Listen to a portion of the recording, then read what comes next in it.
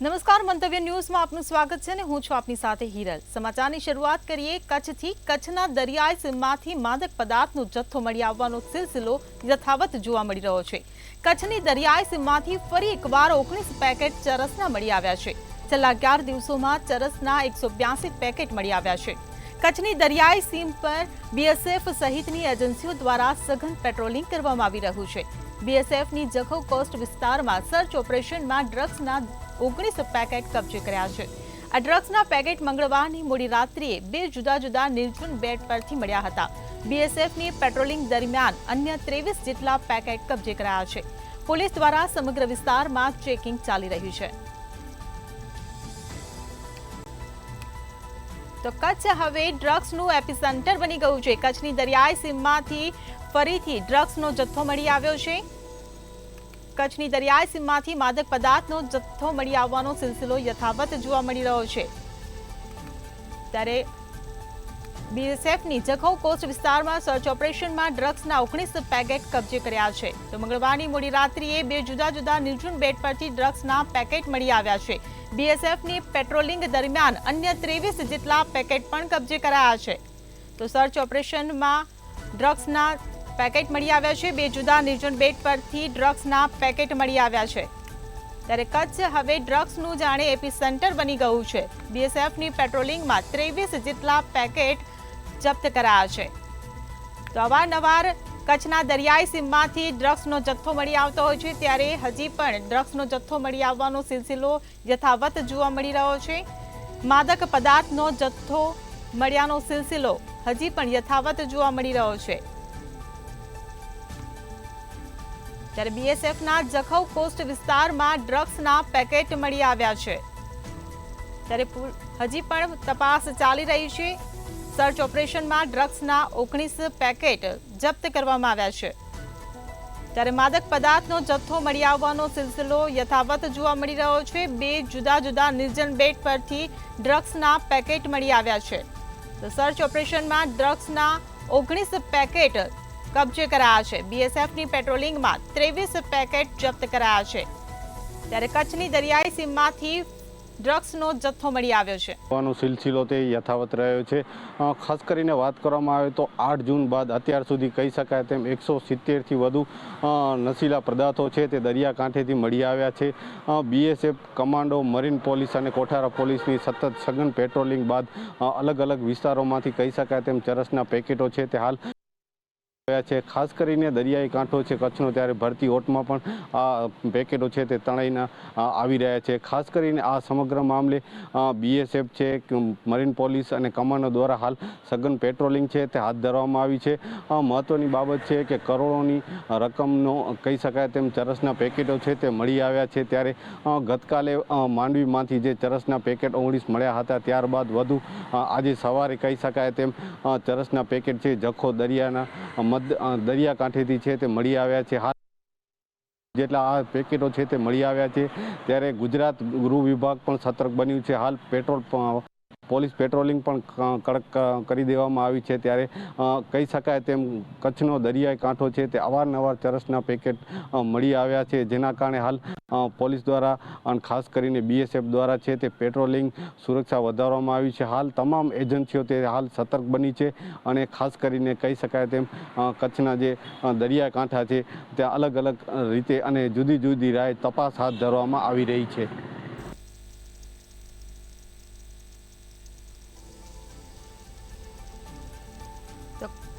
કચ્છની દરિયાઈ સીમમાંથી ફરી ડ્રગ્સનો જથ્થો મળી આવ્યો છે। માદક પદાર્થનો જથ્થો મળ્યાનો સિલસિલો હજી પણ યથાવત જોવા મળી રહ્યો છે। ત્યારે કચ્છ જાણે ડ્રગ્સનું એપિસેન્ટર બની ગયું છે। બીએસએફના જખૌ કોસ્ટ વિસ્તારમાં ડ્રગ્સના પેકેટ મળી આવ્યા છે। તો સર્ચ ઓપરેશનમાં ડ્રગ્સના 19 જેટલા પેકેટ જપ્ત કરવામાં આવ્યા છે। તો 2 જુદા જુદા નિર્જન બેટ પરથી ડ્રગ્સના પેકેટ મળી આવ્યા છે। ત્યારે કહી શકાય કે કચ્છ હવે ડ્રગ્સનું જાણે એપિસેન્ટર બની ગયું છે। અવારનવાર કચ્છના દરિયાઈ વિસ્તારમાંથી ડ્રગ્સનો જથ્થો મળી આવતો હોય છે, ત્યારે હજી પણ આ સિલસિલો યથાવત જોવા મળી રહ્યો છે। બીએસએફની પેટ્રોલિંગમાં 23 પેકેટ જપ્ત કરાયા છે। કચ્છની દરિયાઈ સીમમાંથી ફરીથી ડ્રગ્સનો જથ્થો મળી આવ્યો છે।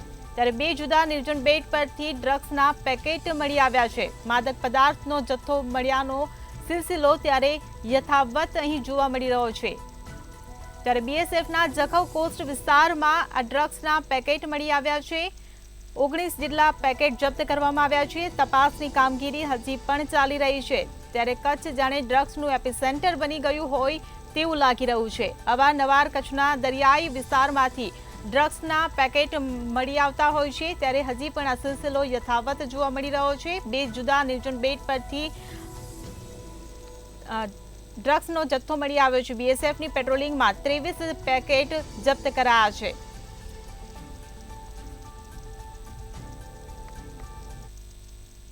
જો તમે વેફર લવર છો તો વેફર ખાતા પહેલા ચેતી જજો, કારણ કે જામનગરમાં પ્રખ્યાત બાલાજી ક્રન્ચેક્સ વેફરમાંથી દેડકો નીકળ્યો છે. બાલાજી ક્રન્ચેક્સ વેફરના પેકેટમાંથી ફ્રાય થયેલો મૃત દેડકો નીકળ્યો હતો. રણજીત સાગર રોડ પર આવેલ પુષ્કરધામ સોસાયટીના પટેલ પ્રોવિઝન સ્ટોરમાંથી ગ્રાહકે બાલાજી વેફર ખરીદી હતી. વેફરના પેકેટમાંથી મૃત દેડકો નીકળતા ગ્રાહક દ્વારા ફરિયાદ કરવામાં આવી હતી. ત્યારે ફરિયાદને આધારે મનપાની ફૂડ શાખા દ્વારા મૃત દેડકા સહિતના નમૂના લેવામાં આવ્યા છે. જ્યારે આ લેવાલ નમૂનો લેબમાં મોકલવામાં આવશે અને આ અંગે ગ્રાહક સુરક્ષામાં ફરિયાદ કરવા ગ્રાહક દ્વારા તજવીજ હાથ ધરવામાં આવી છે. ત્યારે બાલાજી વેફરમાંથી મૃત દેડકો નીકળવાનો અહેવાલ મળી રહ્યો છે. જામનગરમાં બાલાજી વેફરમાંથી દેડકો નીકળ્યો છે, જેને ચકચાર મચાવી છે. ત્યારે મૃત દેડકાના નમૂના લેબમાં મોકલવામાં આવશે. ક્રન્ચેક્સ વેફરમાંથી આ ફ્રાય થયેલો દેડકો નીકળતા હડકંપ મચ્યો છે.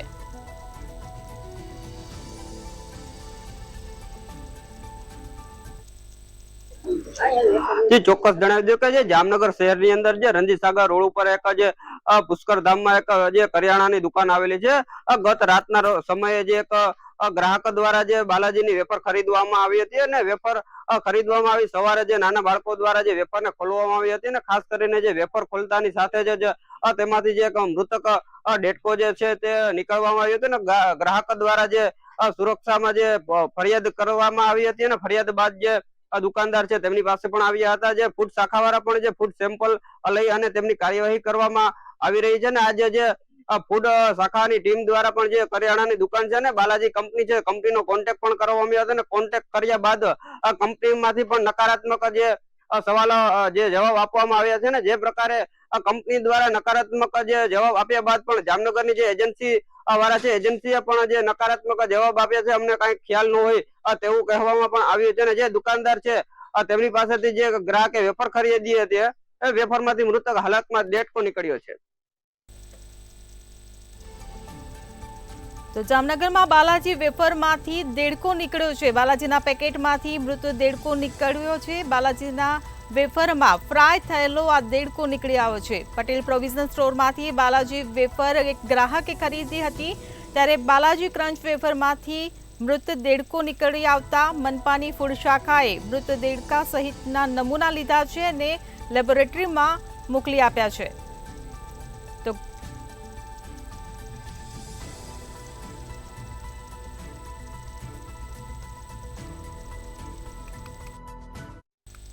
પાવાગઢ મૂર્તિ ખંડિત થવાની ઘટના મામલે ગૃહ રાજ્યમંત્રી હર્ષ સંઘવીનું નિવેદન સામે આવ્યું છે. જેમાં હર્ષ સંઘવી દ્વારા ખંડિત મૂર્તિઓ સ્થાપિત કરવાની સૂચના આપવામાં આવી છે. જૈન સમાજની માંગને અને મંદિરોની સુરક્ષા બાબતે સરકારે હકારાત્મક સહયોગ આપ્યો છે. તેની સાથે હર્ષ સંઘવીએ સ્કૂલવાન મુદ્દે પણ નિવેદન આપ્યું છે. જેમાં ફાયર એક્ટિવેશન બાબતે સરકાર કોઈ બાંધછોડ કરશે નહીં. સરકાર માટે બાળકોની સુરક્ષા અને કાયદાનું પાલન પ્રાથમિકતા હોવાનું હર્ષ સંઘવીએ જણાવ્યું છે. તો હર્ષ સંઘવીનું મહત્વનું નિવેદન સામે આવ્યું છે. પાવાગઢમાં મૂર્તિ ખંડિત થવાની જે ઘટના હતી તે બાબતે હર્ષ સંઘવીએ આ નિવેદન આપ્યું છે. ખંડિત મૂર્તિઓ સ્થાપિત કરવાની ગૃહમંત્રી હર્ષ સંઘવી દ્વારા સૂચના આપવામાં આવી છે. ત્યારે જૈન સમાજની માંગને લઈને સરકારનો સહયોગ હોવાનું તેમને નિવેદન આપ્યું છે. તો આ સાથે જ સ્કૂલવાન મુદ્દે ગૃહ રાજ્યમંત્રી હર્ષ સંઘવીએ નિવેદન આપ્યું છે. ફાયર એક્ટિવેશન બાબતે સરકાર કોઈ પણ પ્રકારની બાંધછોડ નહીં કરે. સરકાર માટે બાળકોની સુરક્ષા અને કાયદાનું પાલન એ જ પ્રાથમિકતા હોવાનું ગૃહ રાજ્યમંત્રી હર્ષ સંઘવીએ મહત્વનું નિવેદન આપ્યું છે. તો પાવાગઢમાં જૈન તીર્થંકરની જે મૂર્તિ ખંડિત થવાનો જે મામલો હતો તેને લઈને હર્ષ સંઘવીએ મહત્વનું નિવેદન આપ્યું છે. મૂર્તિને ફરીથી સ્થાપિત કરવાની સૂચના પણ આપી છે. તો આ ઘટનાને લઈને સહયોગ આપવાની પણ તેમણે વાત કરી છે. તો આ સાથે જ બાળકોની સુરક્ષાને લઈને પણ હર્ષ સંઘવીએ નિવેદન આપ્યું છે. સ્કૂલ વાન મુદ્દે ગૃહ રાજ્યમંત્રી હર્ષ સંઘવીએ ફાયર એક્ટિવેશન બાબતે સરકાર કોઈ બાંધછોડ નહીં કરે તે પ્રકારનું નિવેદન આપ્યું છે. તો સરકાર માટે બાળકોની સુરક્ષા અને કાયદાનું પાલન પ્રાથમિકતા હોવાનું જણાવ્યું છે. જે બિલકુલ ની જે મૂર્તિઓ ખંડિત કરવાની ઘટના બાદ જૈન સમાજની અંદર ખૂબ જ આક્રોશ વ્યક્ત થયો છે. તો બીજી તરફ ગુજરાત સરકાર પણ સમાજના આ ઠાળવા માટે અનેક પ્રયાસ કરે છે અને જૈન સમાજની જે માગણીઓ હતી તેના ઉપર ફેરવિચાર માટે સરકાર સંમત થઈ છે. ગૃહ રાજ્યમંત્રી હર્ષ સંઘવીએ આ બાબતે આજે કેબિનેટ બેઠક બાદ મીડિયા સમક્ષ એવું નિવેદન આપ્યું હતું કે જૈન સમાજની જે મૂર્તિઓ ખંડિત કરવામાં આવી છે તે ઘટનામાં સરકાર ખૂબ જ ચિંતિત છે. એટલું જ નહીં, જે મૂર્તિઓ ખંડિત થઈ છે તેને તાત્કાલિક એ જ જગ્યા ઉપર પ્રસ્થાપિત કરવા અને તે પણ જૈન સમાજના રીત રિવાજ અને જે ધાર્મિક નિયમ છે તેના અનુસાર એ મૂર્તિ પ્રસ્થાપિત કરવાની સૂચના મુખ્યમંત્રીએ આપી દીધી છે અને એ કામગીરી પણ હાલ ચાલુ છે. તો બીજી તરફ પ્રાચીન મંદિરોના સંરક્ષણ માટે તેમજ તેના મેન્ટેનન્સ બાબતે જૈન સમાજે સરકાર સાથે વાટાઘાટો કર્યો હતો. ગઈકાલે કોબા ખાતેના જૈન મંદિરની અંદર પણ આ બાબતે એક મહત્વની બેઠક મળી હતી, જેમાં જૈન સમાજના આગેવાનો પણ ઉપસ્થિત રહ્યા હતા. તો બીજી તરફ સરકાર તરફથી ગૃહ રાજ્યમંત્રી હર્ષ સંઘવી ઉપસ્થિત રહ્યા હતા. સમાજે જે લાગણી અને માગણી વ્યક્ત કરી છે તે બાબતમાં રાજ્ય સરકાર પણ હકારાત્મક હોવાનો દાવો ગૃહ રાજ્યમંત્રી હર્ષ સંઘવી તરફથી કરવામાં આવ્યો છે. આ ઉપરાંત સ્કૂલ વાહન ચાલકોની જે અત્યારે હડતાળ છે તે મુદ્દે હર્ષ સંઘવી હતી કે આ કાયદો જૂનો છે, અમલમાં છે, પરંતુ અમલ કરવાનું આપણે ચૂકી ગયા હતા. જો કે સરકાર સલામતીના ભોગે કાયદાનો અમલ કરાવવા પણ કટિબદ્ધ છે. એટલે કે હડતાળ ચાલકોની સાથે વાટાઘાટો કરીને આનો વચલો રસ્તો નીકળે એવા પ્રયાસો તમામ સરકાર તરફથી કરવામાં આવી રહ્યા છે. પરંતુ સરકારે જે નિયમ બનાવ્યો છે તેમાં કોઈ પણ બાંધછોડ કરવામાં નહીં આવે તેવી સ્પષ્ટતા પણ હર તરફથી કરવામાં આવી હતી.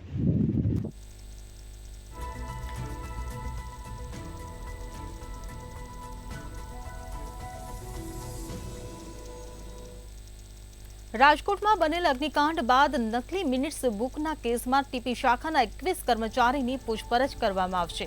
આ તમામ લોકોએ નકલી મિનિટ્સ બુકમાં સહી કરી હતી અને આ નકલી મિનિટ્સ બુક સાગઠિયા અને ટીપી શાખાએ બનાવી હતી. ત્યારે હવે આ મિનિટ્સ બુક કોણે બનાવી કહ્યું હતું તેની તપાસ ચાલી રહી છે.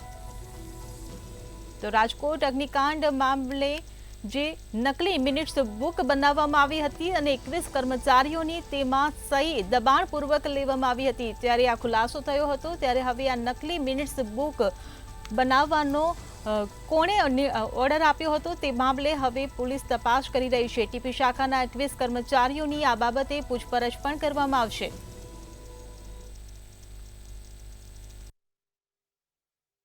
ટીઆરપી ગેમ ઝોન અગ્નિકાંડ મામલે એક બાદ એક નવા ખુલાસાઓ તો થઈ રહ્યા છે.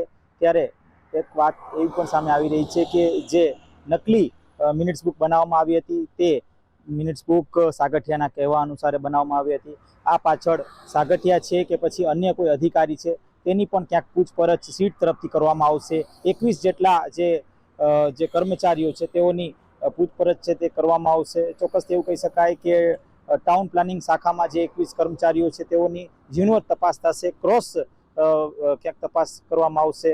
એટલે કે તેમના બધાના જે સ્ટેટમેન્ટ છે તે લેવામાં આવશે અને સ્ટેટમેન્ટ લીધા બાદ ક્યાંક ને ક્યાંક દૂધનું દૂધ ને પાણીનું પાણી ક્યાંક થઈ શકે છે. આવી વિગતો હાલ ક્યાંક મળી રહી છે. ખાસ તો જે પ્રકારની ઘટના ઘટી તે ખૂબ જ ગંભીર છે અને આ ગંભીર ઘટનાને ધ્યાનમાં લઈને સીટ તરફથી અલગ અલગ જે કાર્યવાહી છે તે થઈ રહી છે. તપાસની કાર્યવાહી થઈ છે, પૂછપરછની કાર્યવાહી થઈ રહી છે. ખાસ વાત કરીએ તો આ 21 કર્મચારીઓ છે તેઓએ ક્યાંક જે મિનિટ્સ બુકમાં સહી કરી હતી આવી વિગત સીટને મળી હતી. આ સાથે બોગસ મિનિટ બુક કોના કહેવાથી બનાવવામાં આવ્યું હતું, એટલે કે ટીઆરપી ગેમ ઝોન જ્યારે અગ્નિકાંડ થયું, અગ્નિકાંડ બાદ તરત જ આ જે નકલી જે મિનિટ્સ બુક છે તે બનાવવામાં આવ્યું છે અને આ સીટ નકલી જે મિનિટ્સ બુક બનાવ્યા બાદ તેમાં ક્યાંક સહી થઈ છે અને આ સહીમાં જેટલા જે કર્મચારીઓ સહી કર્યા છે તેમ તમામની પૂછપરછ હાલ ક્યાંક ને ક્યાંક કરવામાં આવશે.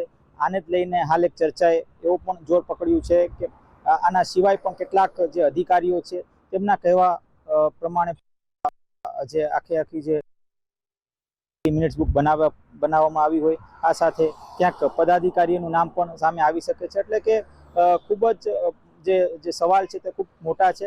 પણ હાલ સીટ તરફથી એક ઝીણવટ તપાસ છે તે થઈ રહી છે. ત્યારે આ 21 કર્મચારીઓને કઈ રીતે પૂછપરછ થશે હવે આગામી સમયમાં ખબર પડશે.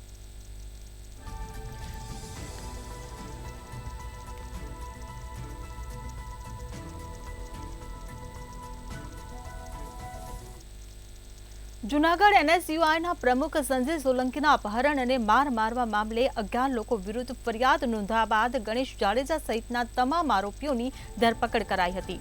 ત્યારબાદ આજે આ તમામ આરોપીઓને ફરી કોર્ટમાં રજૂ કરવામાં આવ્યા હતા. સંજય સોલંકીના અપહરણ, હત્યાના પ્રયાસ, એટ્રોસિટી મામલે જેલ હવાલે કરાયેલા આરોપીઓમાંથી ગણેશ સહિત 5 આરોપીઓને જૂનાગઢ સેશન્સ જામીન અરજી કરી હતી, જેના પર આજે સુનાવણી હાથ ધરવામાં આવી હતી. જોકે પોલીસ તરફથી આજે સોગંદનામું રજૂ ન થતા જામીન અરજીનો નિર્ણય આગામી 21 જૂને આવશે. તો ગણેશ જાડેજાને આજે કોર્ટમાં રજૂ કરવામાં આવ્યો હતો. આ સાથે જ 7 શખ્સોને પણ કોર્ટમાં રજૂ કરવામાં આવ્યા હતા. પ્રથમવાર તમામ આરોપીઓ સામે આવ્યા હતા. ત્યારે કેસની તારીખ હોવાથી તેમને કોર્ટમાં રજૂ કરવામાં આવ્યા હતા. ચુસ્ત પોલીસ બંદોબસ્ત સાથે કોર્ટ લાવવામાં આવ્યા હતા.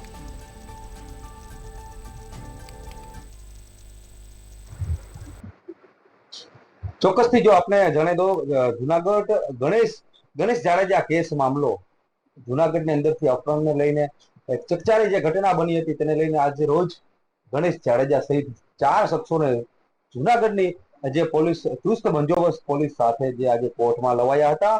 જુનાગઢ કોર્ટની અંદર ગણેશ જાડેજાને જે લવામાં આવ્યા હતા, જે કોર્ટની જે તારીખ હોય તેને લઈને ક્યાંક ને ક્યાંક જે આરોપીઓને હાજર કરવામાં આવ્યા હતા. જો વાત કરવામાં તો ગણેશ જાડેજા દ્વારા આજ રોજ જામીન અરજી પણ મૂકવામાં આવી હતી. તેની સાથે સાથે અન્ય 4 શખ્સો દ્વારા પણ એક જામીન અરજી મૂકવામાં આવી હતી. ગણેશ જાડેજાના જે સમર્થકો છે કોર્ટની અંદર ક્યાંક ને ક્યાંક જોવા મળી રહ્યા હતા. અને બીજી તરફ જો વાત કરીએ તમામ જે આરોપીઓ છે, જે 7 આરોપીઓ તે આજ જે કોર્ટની અંદર જે પોલીસ બંદોબસ્ત સાથે લાવવામાં આવ્યા હતા, તમામ જે આરોપી છે એ ખુલ્લા ચહેરામાં જોવા મળી રહ્યા હતા પહેલી વખત. જો બીજી તરફ વાત કરવામાં આવે તો જે આજરોજ જે બપોર બાદ જે ગણેશ જાડેજાની જે સુનાવણી હતી તેને લઈને જો વાત કરીએ તો ફરિયાદીના જે વકીલ છે તેના દ્વારા જે વાંધા અરજી જે મૂકવામાં આવી હતી કે પોલીસ દ્વારા કોઈ પણ પ્રકારનું જે સોગંદનામું ન મૂકવામાં આવતા જે એની સુનાવણી જે ટળી હતી. અને જો આવનારી જે 21 તારીખ છે ત્યારે જે ગણેશ જાડેજા છે તેની જે સુનાવણી થવાની છે. તો આ તરફ વાત કરીએ તો જે ગણેશ જાડેજા છે તેની મુશ્કેલીમાં ક્યાંક ને ક્યાંક વધારો જોવા મળી રહ્યો છે.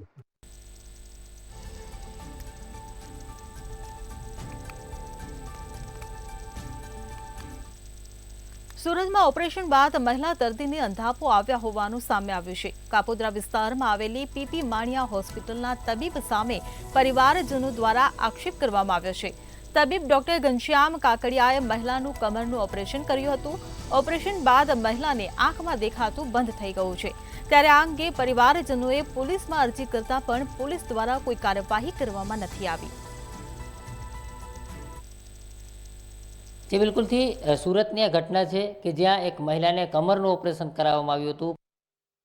કમરના ઓપરેશન બાદ આંખે દેખાતું બંધ થઈ ગયું હતું. 15 દિવસથી વધારે દિવસો વીતી ચૂક્યા છે, પરંતુ આ મહિલા છે તેમની આંખો હજુ પણ સોજેલી જ છે. મહિલાને આંખે હજુ પણ કશું દેખાતું નથી. આ સમગ્ર ઘટના છે સુરતની, અને સુરતના જે ડૉક્ટર છે ઘનશ્યામ કાકડિયા કે જે સાયોના હોસ્પિટલમાં ફરજ બજાવે છે, ને આ સાયોના હોસ્પિટલમાં 52 વર્ષીય જે તેમના એક પતિ છે અને પતિ અને પત્ની બંને ત્યાં ઈલાજ માટે ગયા હતા. ખાસ કરીને આ મહિલા છે તેમને કમરના ભાગે દુખાવો થતો હતો, અને દુખાવો થતાની સાથે જ તેમને ત્યાં સારવાર માટે બતાવવા માટે લઈ ગયા હતા. તે દરમિયાન આ મહિલા છે તેમને નિદાન જે છે ડૉક્ટર દ્વારા કરવામાં આવ્યું હતું, અને આ નિદાનમાં એવું સામે આવ્યું હતું કે આ મહિલા છે તેમને જે કમરનું ઓપરેશન છે તે કરાવવું પડશે. એટલા માટે થઈને PP માણિયા હોસ્પિટલમાં આ કમરના ઓપરેશન માટે થઈ અને કહેવામાં આવ્યું હતું. તે દરમિયાન સમય આપવામાં આવ્યો હતો, અને સમય આપ્યા બાદ જે પ્રકારે કહી શકાય કે 3/6/2024ના રોજ આ 52 વર્ષીય મહિલા છે તેમનું કમરનું ઓપરેશન કરવામાં આવ્યું હતું. ઓપરેશન સફળ રીતે પાર પડી ગયું હતું. ત્યારબાદ આ મહિલા છે તે 1 કલાક બાદ ભાનમાં પણ આવી ગઈ હતી, પરંતુ ત્યારબાદ આ મહિલાને આંખે દેખાતું બંધ થઈ ગયું છે, પરંતુ ત્યાર સુધી નહીં જશે. પરંતુ સામે પોલીસનો પણ નિષ્ક્રિય કામગીરી છે અને નિષ્ક્રિય કામગીરીને લઈને હાલ દંપતી છે તે હાલાકીનો ભોગ બન્યા રહે છે અને પોલીસ સામે તેમજ જે પ્રશાસન છે, હોસ્પિટલ પ્રશાસન છે, તેમની સામે પણ રોષ વ્યક્ત કર્યો હતો.